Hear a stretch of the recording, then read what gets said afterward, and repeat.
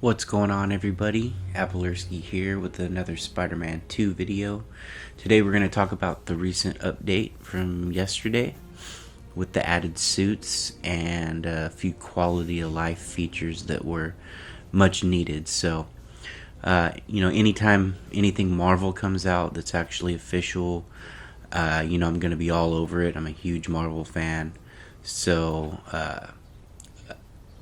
other than I probably won't be covering Rivals or Midnight Suns. Those and I mean I respect the games for what they are. They're just not my style of game. But when it comes to anything story wise, single player related, I'll be covering it. Uh, Especially if it's not a leak. I try to stay away from leaks. So without further ado, uh, you could see the suit I'm wearing here is one of the returning favorites. This is the Last Stand suit, but it looks a whole lot better. It was one of my favorite suits in the first game, but it looks a whole lot better here, and with the added colorways, it's just really awesome. And then, of course, we got some quality of life stuff added, which I'm not going to show here because it's not really something that I'm interested in, but I love the fact that these accessibility options are being added on to the newer games, to help people out with disabilities, or maybe even like kids that kind of can't get the complexity of some of the games and whatnot. So I do appreciate them. It's just something I won't use. So now the Spider-Bot sections you can skip, and it's not a setting. It's something that you do during that like segment when you're doing the Spider-Bot sections. You can go in and pause it and skip the whole sequence if you don't want to do those. I don't see why you would, but it's there. And the other one is for the tethering. You can skip the tethering as well, and also that is kind of like.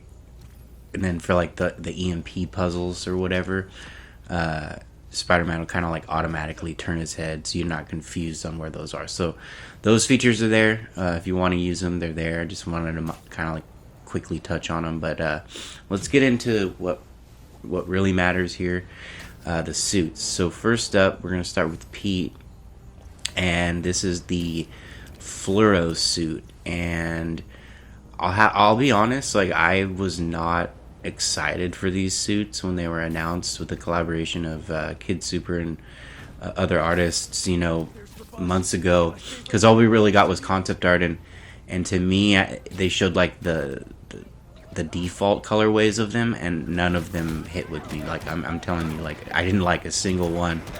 But I was pleasantly surprised when I actually seen the in-game models and the colorways, right? Like I don't like any of the colorways that are like default, like the default ones, or the fourth options. But that's a personal preference of mine.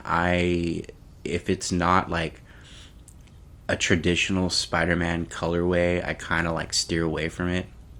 But this one's really cool. The fluoro suit looks a lot better than I thought it would. The motorcycle helmet's cool. When you get that damage, you get the crack on the helmet there. Next up is the Motor Chic, which this one, I'm going to have to say, as much as I respect the artist that did it and what they were trying to accomplish, it does not vibe with me. I do like the colorways, like the black, and then there's like a black and orange one, and then the original, the red and blue. The design, it's the webbing, I think, around the eyes. It just doesn't fit with me. It's kind of too busy, too much going on. But respect for the artist who created that, and maybe some of you will like it. Now here, this one is actually my favorite of the ones returning for Peter, because it's one of my favorite suits, and they added a black one, which is awesome. I am into like motorcycle culture a lot, and I had hopes for the Motor Chic one, but it just didn't hit the mark for me. This one, especially the black version, is way more like in tune with what I would want. Right, he's got the jeans on, the boots. You could see the zipper on the leather jacket, and as an added touch, if you wear the black version, which is my favorite, it has the white squares like the original black suit that Spider-Man gets, and I thought that was a cool little touch. Um, so, and then this one too is cool, like the classic colorway. And then last but not least, for fans of the Spider Verse, which I'm a fan of, I like those movies. Um, you get the Spider Verse suit for Peter, which couples well with the Spider Verse suit for Miles. So you can actually equip both suits and have the stop motion animated style. Kind of try to live out that role play that that Spider Verse, which if the rumors are to be true, I do hope we get that Spider Verse DLC, or I hope we get any DLC really at some point. But they did a nice job with this suit. Looks great, especially with that that lower frame rate action. Now on to Miles. We have the Ginga suit, which this was the first one they showed off, and it's in collaboration. It's Kid Super in collaboration with a football player, not American football, Pele. But I hated it. I did not like the green, and although I do respect the athlete for showing his, I think he's Brazilian, right? Showing his colors out in the costume, it just is immersion breaking for me. Like Spider-Man would never wear a suit like that. So, but it has this red and black version, which is really cool. Like I can't, and this one's cool too. I could have done with a little less blue, but those two middle choices for that suit are great. Next, we have a returning favorite from Miles Morales, which is the Uptown suit. It looks a lot better in this version. In Miles, it was kind of like it was meant to be gold, but it was more of like a yellow. This one, it really shines through, and you can tell it's like a metallic gold, way more gold prominence in it in the base model of the suit.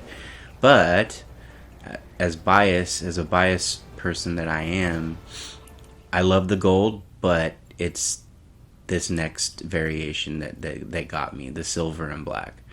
That is incredible looking. It kind of looks like the Raimi suit, but on Miles. I don't know. It's really cool. That's great too. The all red.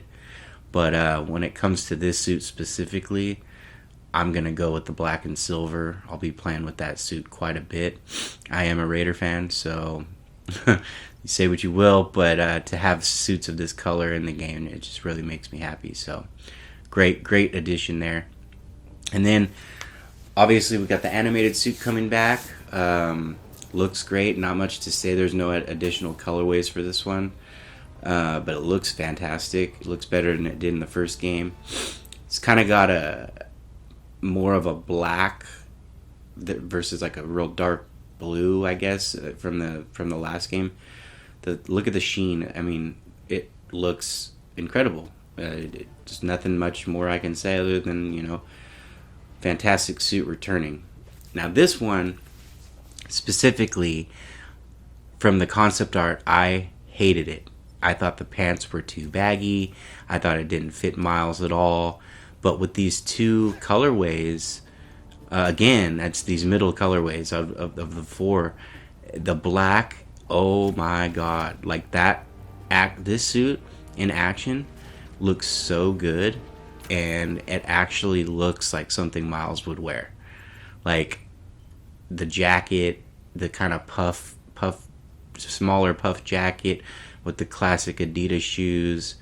And I don't know. I just feel like Miles would actually rock it. And it looks good in the classic red and blue, too. But it definitely feels like a suit Miles would rock at some point. You know what I mean? it has his personality for sure. And after seeing the concept art, I'm pleasantly surprised that how that suit turned out. So that's it for the suits. What we have now is I'm going to show you. They added a feature which should have been in the base game because it was actually really like immersion breaking, and that's when you do your parry as Peter in New Game Plus or whatever. Like, it always does the tendrils. Like, see, you can see right there. I'm wearing a regular suit, but the parry is the tendrils, and I have my metal arms set, right? So what they've done is they've added a couple of options here. Go into gameplay, and then go down all the way down to Peter's parry and traversal abilities. And there's four different options. So you got default, suit, which is the one I would definitely recommend choosing because it adapts to what suit you're wearing. And then tendril color I have set to story, so that's why you see the white.